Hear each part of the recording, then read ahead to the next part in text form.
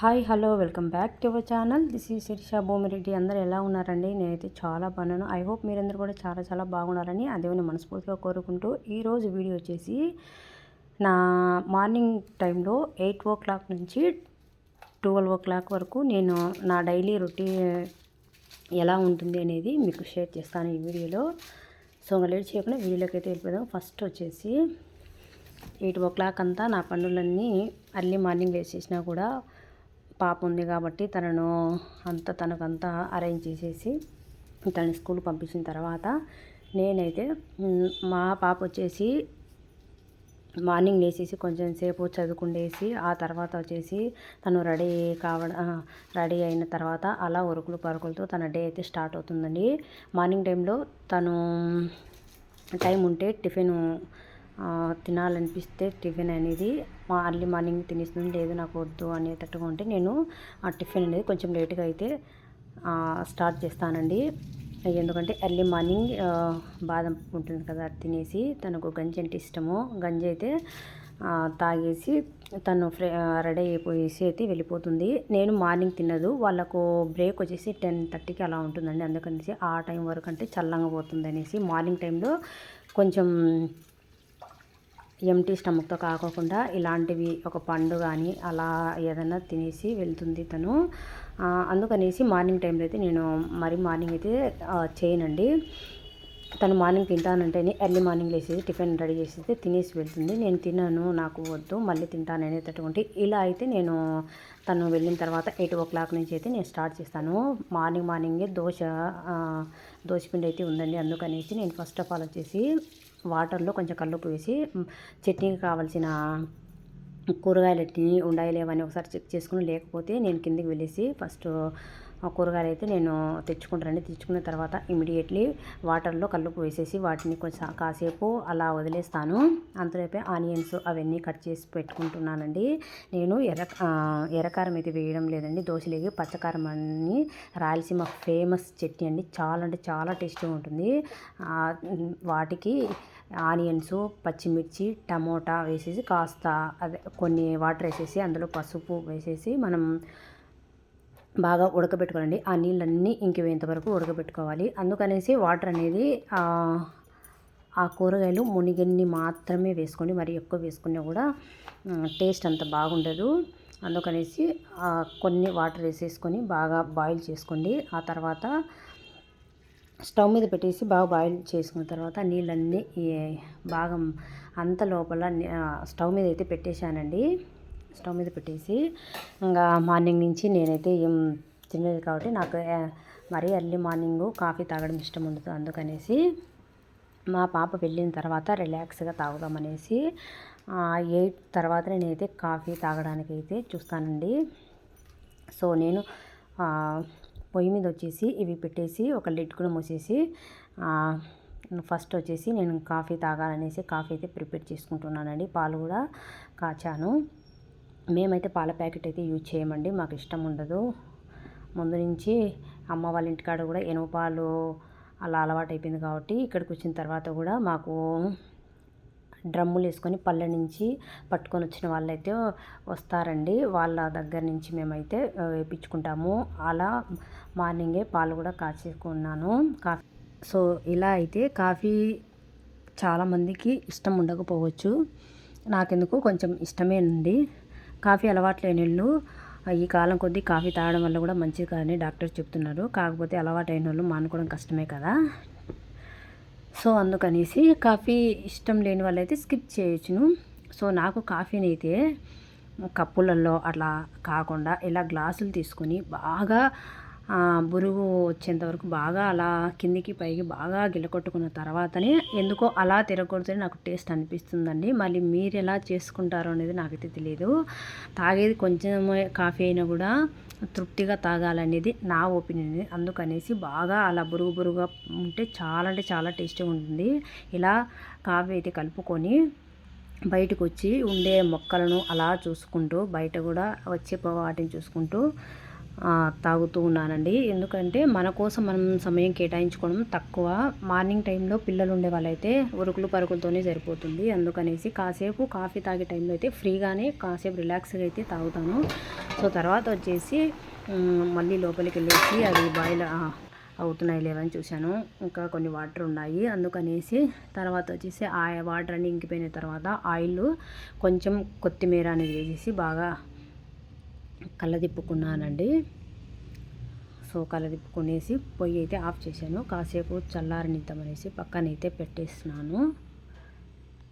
So బాగా ఏగిపోయాయండి అవి, కాసేపు చల్లారనిద్దాము అందుకనేసి నేనైతే పక్కన పెట్టేశాను. సో నెక్స్ట్ అయితే మధ్యాహ్నం ఆఫ్టర్నూన్కు లంచ్కి ఏం ప్రిపేర్ చేసుకోవాలని ఆలోచన చేస్తూ కూరగాయలు అయితే కొన్ని తెచ్చుకున్నాను కదండి, వాటిల్లోనే చేసేద్దామనేసి బెండకాయ దొండకాయ 2 అయితే తెచ్చుకున్నానండి. బెండకాయతో వచ్చేసి పుల్లగూర అంటామండి. సో పుల్లగూర అంటారు, కొంతమంది బెండకాయ బజ్జీ కూడా అంటారు. మా రాయలసీమ ఫేమస్ అయిన రాగి సంగటి ఆ బెండకాయ పుల్లగూర తింటూ ఉంటే అబ్బా చాలా అంటే చాలా టేస్టీగా ఉంటుందండి. ఒకసారి మీరు కూడా ట్రై చేయండి, చాలా బాగుంటుంది. ఇది ఎలా ప్రిపేర్ చేయాలనేది నేను చూపిస్తాను. నేను కల్లుప్పు వేసేసి బెండకాయలు అనేది వాటిలో పెట్టానండి. అందుకనేసి అవి బాగా మంచిగా క్లీన్ చేసేసుకొని అన్ని టమోటాలు పచ్చిమిర్చి అవన్నీ కూడా మంచిగా వాష్ చేసుకున్నానండి. కూరకు సరిపోయినండి బెండకాయలు అయితే కట్ చేసుకుంటున్నాను. ఇలా బెండకాయలు కట్ చేసేటప్పుడు పురుగులు ఏమన్నా ఉంటాయని 1కి 2 సార్లు కాదండి 10 సార్లు చెక్ చేసుకుంటాను. ఒక్కొక్కసారి ఎందుకో ఎంత చెక్ చేసినా కూడా ఏడుంటాయేమో అని కొంచెం భయంగా ఉంటుంది. చాలాసార్లు అయితే చెక్ చేసుకుంటాను. మీరు కూడా ఇంతేనా? సో ఇలా నేనైతే కట్ చేసుకుంటూ చెక్ చేసుకుంటూ అందులో అయితే వేశాను. అందుకనేసి నేను వంట చేసేటప్పుడు ఆల్మోస్ట్గా వంట మీదనే కాన్సన్ట్రేషన్ పెడతానండి. వంట చేసుకుంటా మరి ఒక పని అయితే అస్సలుకి వెళ్ళను. ఎందుకనో నాకైతే అటు ఇష్టం ఉండదు. వంట దగ్గరికి వచ్చినాను అంటే టిఫిన్ తర్వాత నెక్స్ట్ వచ్చేసి మా ఆఫ్టర్నూన్కి సంబంధించిన అవన్నీ ఫట్ట అవి వేసుకోవాలని అనుకుంటాను. ఒక రైస్ ఒక్కటి బ్యాలెన్స్ పెట్టుకుంటాను, ఎందుకంటే కడిగి పెట్టుకొని పక్కన పెట్టుకున్న తర్వాత అది మనకు సరేసురుకు పెడతాం కాబట్టి ఏదైనా పని చూసుకుంటా అయినా కూడా రైస్ అనేది ఆఫ్టర్నూన్ ముందే చేస్తే సల్లంగా పోతుంది అనేసి కొంచెం 12:30 12 కల్లా నేను క్యారీ సర్దాలి కాబట్టి 11:30కి ఆ టైంలో అయితే నేను పొయ్యి మీద పెట్టేస్తానండి. అలా కూరలని అన్నీ పొయ్యి దగ్గర నుంచి ఎక్కడికి వెళ్ళకోకుండా కిచెన్లో నుంచి ఎక్కడికి వెళ్ళకుండా అయితే చేసుకుంటానండి. సో ఫస్ట్ వచ్చేసి ఇంకా ప్రాసెస్లోకి వెళ్ళిపోదాము. ఫస్ట్ వచ్చేసి టమోటాలు 2 తీసుకున్నానండి, బెండకాయ, కారానికి తగ్గట్టుగా పచ్చిమిర్చి, కొంచెం ఎర్రగడ్డ కూడా వేసేసి వాటిలో కూడా సరిపోయిన నీళ్ళే వేయండి. ఎక్కువ నీళ్ళు పోసి ఉడికించుకుని జారుగా చేసుకుంటే పుల్లగూర అంత టేస్ట్గా ఉండదు. కొన్ని కూరగాయలు మునిగేంత వరకు వేసేసుకుని అందులో పసుపు కూడా యాడ్ చేసుకుని, కొంతమంది కొంచెం చింతపిచ్చ వేసుకుంటారండి, కొంతమంది అయితే ఈ పుల్లగూరకు చింతపండు అనేది వేసుకోరండి. నేనైతే కొంచెం చింతపండు అయితే వేసేసుకొని అలా పొయ్యి మీద పెట్టేసుకొని లిడ్ మూసేసి సిమ్ములో అయితే నేను ఉడికించుకుంటానండి. దాన్ని అలా వదిలేస్తాను. సో తర్వాత నెక్స్ట్ వచ్చేసి నేను టిఫిన్ చేయాలి కదండి, ప్రిపేర్ చేసుకుంటాను. అందుకే దోశపిండి అయితే ఫ్రిడ్జ్లో తీసి మార్నింగ్ లేచినానే పక్కన పెట్టుకున్నాను. నాకు ఎంత అవసరమో అంత మాత్రమే వాడుకొని మిగతాది లిడ్ కవర్ చేసి మళ్ళీ ఫ్రిడ్జ్లోనే పెట్టుకున్నాండి. ఇలా మనము ఎప్పటిదప్పుడు మంచిగా చూసుకుంటుంటే దోశ ప్యాటర్న్ అనేది 1 వీక్ ఉన్నా కూడా పులుపు రాకుండా ఉంటుంది. ఇది నేను ఎలా ప్రిపేర్ చేసుకుంటుందో అవి కూడా నేను నెక్స్ట్ ఎప్పుడన్నా మీకు షేర్ చేస్తానండి. ఇలా గట్టిగా మనం ప్రిపేర్ చేసి పెట్టుకొని ఎంత అవసరమో అంత వేరే గిన్నెలోకి వాడుకుంటూ ఉంటే అది పులియకుండా దెబ్బ తినకుండా మంచిగా ఉంటుంది దోశపిండి అయితే. సో తర్వాత వచ్చేసి దోశపిండి కూడా కలుపుకొని చట్నీ కూడా మిక్సీకి వేసుకున్నాను. దోశలే కాబట్టి మిక్సీ పట్టి పెట్టుకున్నాను, ఎందుకంటే అన్నంలోకి అయితే రోటి రోట్లో దంచుకుంటే బాగుంటుంది. దోశలేకే కదా అనేసి నేనైతే మరీ అంత మెత్త పేస్ట్ లాగా లేకుండా కొంచెం బరకగా అయితే పట్టి పెట్టుకున్నాను.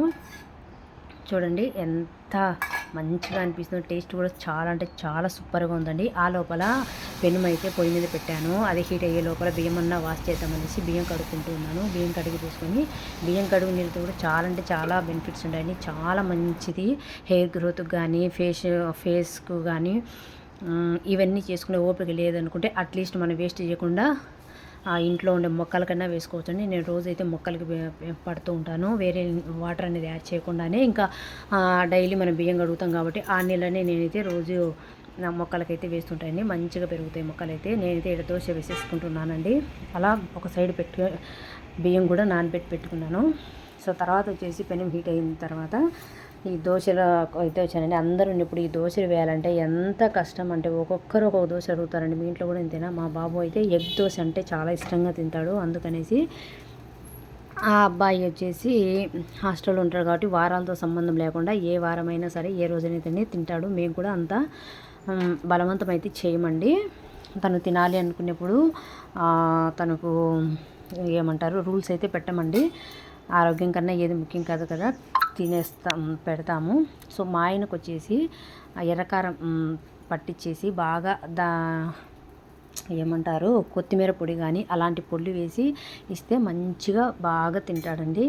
సో మా ఆయనకు వచ్చేసి కారం దోశ మీద కొత్తిమీర పొడి కరివేపాకు పొడి ఉంటుంది కదా, అది అయితే చల్లిచ్చి ఇస్తే బాగా తింటాడు. మా పాప వచ్చేసి ఇది ఆనియన్ ప్లస్ కారం పట్టించి దాని మీద ఎర్ర కారం పప్పుల పొడి ఉంటుంది కదండి, అలా వేసి పెడితేనే మా పాప అయితే తింటాడు. అందుకని తన కోసమని ప్రిపేర్ చేశాను. తను ఎక్కువ ఫుడ్ అంత ఇష్టపడదు, అందుకని 2 దోశలు మాత్రం పెట్టించాను. అవి కూడా ఒక రోజు మిగిలిస్తుంది, ఒక రోజు అయితే అవి చేస్తుంది. సో తర్వాత వచ్చేసి ఫుల్గా దోశలు తిందంటే మధ్యాహ్నము ఆఫ్టర్నూన్ టైంలో నా క్యారీ అనేది మళ్ళీ ఎన్నికి వచ్చేస్తుందండి. సో అందుకనేసి మార్నింగ్ టైంలో టిఫిన్ అంతా బలవంతం చేయను. తనకి ఎంత ఇష్టమో అంతే పెట్టే బాధ్యతగా నేనైతే పెట్టేస్తాను. తనకి ఎంత ఇష్టమైతే అంతే తింటుంది, వేస్ట్ చేయకూడదని చెప్తాము. సో తర్వాత వచ్చేసి ఇంతమందికి ఇన్ని దోశలు వేయించాలక మనకు అస్సలు ఓపిక ఉంటుందండి. అస్సలుకు ఉండదు కదా, ఒక్కొక్కరికి ఒక దోశ వేయించాలక దోశ మీదనే విరక్తి వచ్చింటుంది కదా. సో లాస్ట్ అండ్ ఫైనల్ నా వంతు వచ్చేసరికి ప్లెయిన్ దోశ తప్ప ఏ దోశ మీద ఇంట్రెస్ట్ ఉండదని. మీకు కూడా ఇంతేనా? అందరి ఇళ్ళల్లో ఇంతే కదండి. పిల్లలకు హస్బెండ్కు ఏది కావాలంటే అది టైం కేటాయించి ఓపికతో వేస్తాం. మన దాకా వచ్చేసరికి చాలా అంటే చాలా బద్ధకం వచ్చేస్తుంది కదా. ఏదైతే అన్నట్టు అడ్జస్ట్ అయినా కదా. మీ ఇంట్లో కూడా ఇంతేనా? నేను కూడా అంతేనండి, సేమ్. సో తర్వాత వచ్చేసి క్యారీ ఇచ్చేసి వచ్చిన తర్వాత నాకు ఇంకా టైం ఉందండి. నేను కూడా ఒక్క దోశ అయితే తింటాను. మార్నింగ్ టైంలో టిఫిన్ అంత ఇంట్రెస్ట్ చూపను. జ్యూసు అట్లా అయితే నేను చేసుకొని జ్యూస్ అయితే తాగుతాను. ఇట్లా దోశ చపాతి అట్లా ఇంట్లో ప్రిపేర్ చేసుకున్నప్పుడు హెవీగా తినకుండా కొంచెం లైట్గా అయితే జ్యూస్ స్కిప్ చేసి టిఫిన్కి ప్రిఫర్ చేస్తానండి. సో తర్వాత వచ్చేసి ఇంకా టైం ఉందనేసి ఆ లోపల కొన్ని వీడియోస్ ఉంటే దాన్ని ఎడిటింగు వాయిస్ ఓవర్ అవన్నీ ఇచ్చుకొని అప్లోడ్ చేయాల్సిన షార్ట్స్ అయితే ఆఫ్టర్నూన్ టైంలో నేను పోస్ట్ చేస్తూ ఉంటాను కదా, అందుకనేసి షార్ట్స్ కూడా పెట్టేసిన తర్వాత నేను వంట దగ్గరికి వెళ్ళేసి ఫాస్ట్గా వచ్చేసి ముందుగానే కట్ చేసి పెట్టుకున్న ఏమంటారు దొండకాయలు ఉన్నాయి కదండి, వాటిని తాలింపు పెడదామనేసి పొయ్యి దగ్గరికి అయితే వచ్చాను.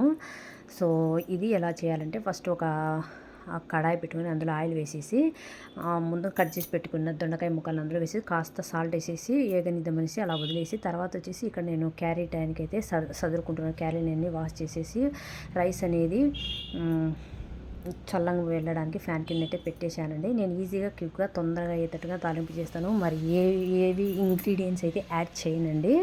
ఆయిల్ వేసేసి సింపుల్గానే ఈ కట్ చేసి పెట్టుకున్న ముక్కలు కూడా వేసేసి బాగా దూరగా వేగిన తర్వాత కారం పప్పుల పొడి చల్లేసుకుంటానండి. అంతేనండి, నా సింపుల్ అండి ఈజీ రెసిపీ అయితే ఇలా క్యారీ అయితే సర్దేసుకుంటాను. కూరలతో అన్నం అయితే కలపనండి, సపరేట్ ఏదానికి అదైతే పెడతాను. మా పాపకు అట్లా అయితేనే ఇష్టము, తను ఎంత కావాలంటే అంత స్పూన్తో కలుపుకొని తింటుంది. అందుకనేసి కర్డ్ రైస్ అనేది కలిపి పెడతాను.